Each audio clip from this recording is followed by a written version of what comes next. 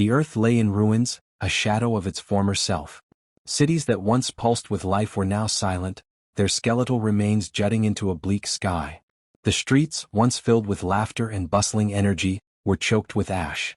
Rachel Imani, a diplomat who had never imagined herself in the role of humanity's savior, adjusted the seal of her breathing mask and stared at the alien structure before her. The Kvaler command ship hovered over the charred remains of New Geneva, a cruel monument to their technological superiority. Its metallic hull shimmered with an unnatural blue light, pulsating like a heartbeat. Rachel approached the ship's base with a small entourage of survivors. They were ragged, their eyes hollow, but they walked with purpose. This was humanity's last chance. At the base of the ship, a ramp descended. 2 Kvaler guards emerged, their towering frames encased in iridescent armor that seemed to hum with restrained energy. Behind them came Primarch Vosrik, the leader of the Kvaler fleet. His presence was overwhelming, 8 feet tall, with a serpentine grace and glowing amber eyes that radiated cold calculation. "You are Rachel Imani," Vosrik stated, his voice smooth but devoid of warmth. It wasn't a question. The Kvaler knew everything about their conquered subjects. "You represent your kind?" "I do," Rachel said, keeping her voice steady. She forced herself to meet his gaze. Her heart pounded in her chest, but she knew this was not the time for fear. Vosrik's eyes narrowed slightly, the only indication he might be impressed by her composure. "Your resistance was admirable if futile. Now humanity stands at the brink. I offer you a choice: surrender unconditionally and become vassals of the Kvaler dominion, or refuse and face annihilation." Rachel had rehearsed this moment 100 times in her mind, but hearing the words still felt like a blow. Surrender meant slavery, the eradication of humanity's identity and freedom. Refusal meant extinction, a final chapter in the story of Earth. But Rachel had not come here to choose between death and servitude. She had come to change the narrative. "There is a third option," she said. Her voice, though quiet, carried through the silence. Vosrik tilted his head, the motion predatory and calculating. "A third option? You see humanity as a primitive species, unworthy of standing alongside the Kvaler. But what you fail to understand is that our strength lies in our adaptability, our ingenuity. We have survived countless challenges, and we have thrived because of our ability to innovate and persevere. Instead of erasing us, why not harness that strength?" The Kvaler guards exchanged glances, their body language betraying confusion. Rachel pressed on, knowing she had to capture Vosrik's attention. "I propose a deal," she said. "Give us a chance to prove our value, not as vassals but as allies. Assign us a trial, something that tests our ingenuity and resilience. If we succeed, you allow humanity to survive and integrate into your dominion on our own terms. If we fail?" She hesitated but forced the words out. "Then we accept annihilation." For a moment there was only silence. The Kvaler guard stiffened as if expecting Vosrik to strike her down for her insolence. But the Primarch did not move. His amber eyes bore into her, assessing her every word, every twitch of muscle. "You gamble with the existence of your species," Vosrik said finally. His tone was neither approving nor dismissive, but Rachel detected a note of curiosity. "Survival without freedom isn't survival at all," Rachel replied. "We would rather die than live as slaves." Vosrik studied her for what felt like an eternity. Finally he stepped closer, towering over her. "Very well," he said. "You will have your trial. Humanity will be placed on Zelkarnis, a world that even the strongest of our kind struggle to endure. You will establish a settlement, sustain it, and prove your worth. The conditions will be harsh, the challenges unrelenting. If you survive, we will renegotiate the terms of your existence." Rachel's chest tightened, but she stood her ground. "We accept." Vosrik's lips curled into what might have been a smile, or a sneer. "Remember, human. Failure means extinction. You will have no second chances." As the Kvaler guards escorted Rachel and her team back to their shuttle, she allowed herself a single, shuddering breath. The weight of humanity's future pressed heavily on her shoulders, but she refused to falter. This was the only path forward, and she would see it through. Above her, the Kvaler ship loomed like a dark omen. But for the first time since the invasion, Rachel felt a spark of hope. Humanity had been given a chance, a slim, brutal chance, but a chance nonetheless. And if there was one thing humanity excelled at, it was defying impossible odds. The sky above Zelkarnis burned crimson, its twin suns casting an oppressive heat over the barren landscape. Rachel Imani stood on a jagged outcrop, surveying the land that would determine humanity's survival. The planet was as hostile as the Kvaler had promised. Volcanic fissures belched smoke and ash, while distant roars hinted at predators lurking just beyond sight. The air was barely breathable, requiring constant filtration from their limited supply of oxygen masks. Behind her, a small group of engineers, scientists, and soldiers worked frantically to unload supplies from their drop ship. Everything they needed to survive, food rations, tools, and a meager collection of prefab shelters, was stacked haphazardly on the rocky ground. "This isn't survival. It's a death sentence," muttered Corporal Jackson Reed, a grizzled soldier who had fought in Earth's last battles. "It's survival," Rachel countered, her tone firm. "If we make it one day at a time." Reed gave her a skeptical look but said nothing more. The unspoken truth hung heavy in the air. The odds were against them. By the end of their first day, the camp was functional but precarious. The shelters were hastily assembled, their thin walls barely shielding them from the biting winds.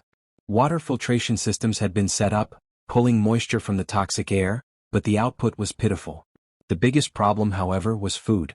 The rations wouldn't last long, and the planet offered no obvious resources. Rachel called a meeting in the central shelter, the largest of their makeshift buildings. The team, 20 in total, gathered around a table displaying a crude holographic map of their surroundings. "We need to establish food and secure a reliable water supply within the next 3 days, Rachel began, her voice steady despite the exhaustion etched into her face. "Suggestions? We could try hunting," offered Dr. Elisa Navarro, a biologist. "The wildlife we've seen might be dangerous, but it could be edible. Or it could kill us," Reed interjected, his arms crossed. "You saw the size of that thing near the ridge." "It's a risk," Rachel admitted, "but we don't have the luxury of playing it safe. Navarro, take a team and investigate the local fauna. Bring back samples. Reed, I want defenses around the camp. Anything that gets close, we need to know about it before it knows about us." As the team dispersed to their tasks, Rachel lingered by the map. She felt the weight of every decision pressing on her chest. If she failed, it wouldn't just be her life lost, it would be the end of humanity. The next few days were a blur of exhaustion and ingenuity. Navarro's team managed to identify a plant-like organism that could be processed into a paste safe for consumption, though it tasted like ash. Reed's team constructed crude perimeter alarms using scavenged electronics, and the camp endured its first predator attack, a towering, six-legged beast that nearly destroyed their water system before being driven off. Through it all, Rachel worked tirelessly, coordinating efforts and keeping morale from collapsing entirely. One night, as she sat alone outside the shelter, she spotted the faint glow of Kvaler observation drones in the sky. They were watching, waiting for humanity to fail. Rachel clenched her fists. They would be disappointed. "One day at a time," she whispered to herself, gazing at the hostile horizon. Humanity had survived its first week on Zelkarnis. It wasn't much, but it was a start. Zelkarnis was unforgiving, but humanity's foothold had grown. The camp was no longer a fragile collection of shelters but a modest settlement. Rudimentary irrigation systems funneled purified water, and the paste made from local plants, though unpalatable, kept them alive. Yet survival came at a cost. Rachel Imani stood at the edge of the settlement, watching as the twin suns dipped below the horizon, staining the sky a blood-red hue. Her people had endured weeks of relentless challenges, but fractures had begun to show, not just in their infrastructure but in their unity. The first signs of trouble came when a supply cache was sabotaged. Water reserves were found contaminated, forcing the team to ration even more strictly. At first, they suspected the environment, perhaps a leak in the filtration system. But then other incidents followed. Equipment damaged, crucial data erased from their servers. Rachel gathered the team in the central shelter. Faces were drawn and tension filled the air. "This isn't random," Rachel said, her voice sharp. "Someone is sabotaging our efforts." The room erupted into heated accusations. Corporal Jackson Reed pointed a finger at Dr. Elisa Navarro, claiming her experiments with the local flora were reckless. Navarro snapped back, accusing Reed of undermining morale with his constant negativity. Others chimed in, the argument spiraling into chaos. "Enough!" Rachel shouted, slamming her hand on the table. The room fell silent. "We don't have the luxury of turning on each other. Whoever's responsible for this, if it's one of us, needs to understand something. We're not just fighting to survive. We're fighting for humanity's future. Sabotage doesn't hurt the Kvaler. It only destroys us." The words settled heavily over the group, but Rachel could see doubt lingering in their eyes. Unity was fragile and she feared it might shatter entirely. That night, Rachel reviewed the security footage herself. The settlement's cameras were limited, but they captured enough to confirm her worst fear. The saboteur was one of their own. Alan Prentice, a young engineer, was caught tampering with the water supply. When confronted, Prentice didn't deny it. "You think they're going to let us live, Rachel?" He spat, his voice trembling with anger. "This trial is a farce. They're just toying with us before they wipe us out. Why bother? Why not make it quick and painless?" Rachel's chest tightened. She understood his despair, she felt it herself at times, but she couldn't let it consume them. "You're wrong, Alan," she said softly but firmly. "Every day we survive is a message to the Kvaler that humanity is more than they expected. More than they can destroy. But we can't win if we fight ourselves." Prentice was confined to a shelter under guard, but the damage was done. Word of his betrayal spread, shaking the fragile trust among the group. The next disaster came from outside. A swarm of Zelkarnis predators attacked under cover of darkness, overwhelming the perimeter defenses. Rachel fought alongside Reed and the others, driving the creatures back with makeshift weapons and sheer desperation. They survived, but not without casualties. In the aftermath, Rachel addressed the survivors. Her voice was raw but resolute. "We've lost friends today. We've faced betrayal, hunger, and fear. But we're still here. We're still fighting. The Kvaler want us to fail. They expect us to fall apart. Let's prove them wrong." As she spoke, she saw the flicker of determination reignite in their eyes. They were battered and broken but not beaten. Rachel knew the cost of survival was high, but she also knew it was worth it. Humanity's future depended on their ability to endure, and to rise above their own flaws. The Kvaler drones hovered in the distance, silent witnesses to their struggle.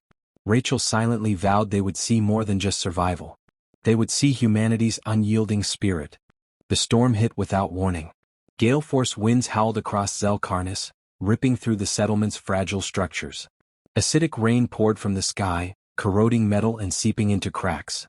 Rachel Imani stood in the heart of the chaos, shouting orders over the roar of the tempest. "Reinforce the shelters. Navarro, secure the water filtration unit. Reed, get your team on perimeter watch. We can't let anything get through while we're exposed." Her people scrambled to follow her commands, their faces etched with exhaustion but driven by determination. Weeks of hardship had forged them into a cohesive unit, but this was their greatest challenge yet. The storm raged for hours, and when it finally subsided, the settlement was battered but intact. Exhausted, Rachel allowed herself a moment to catch her breath. She looked around at her people, covered in mud and ash but alive. For the first time since arriving on Zelkarnis, a glimmer of pride outweighed the constant dread. Their victory was short-lived. A low, mechanical hum echoed across the settlement as Kvaler observation drones descended, their lights illuminating the damage.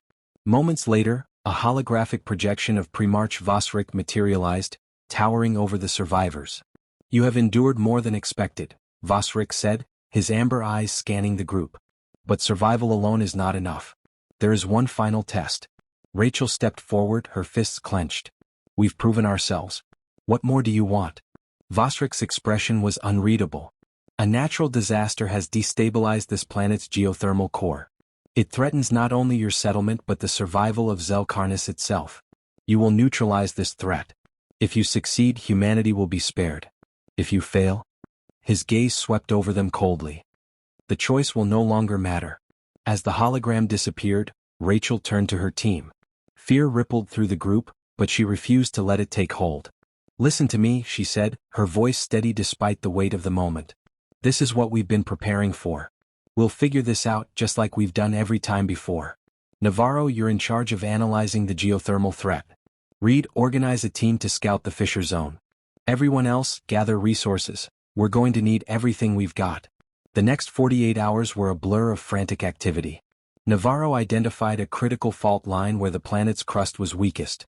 The team devised a plan to stabilize it using a controlled detonation, repurposing their limited explosives and scavenged equipment. When they reached the fissure zone, the ground was unstable, heat radiating in waves from the glowing cracks.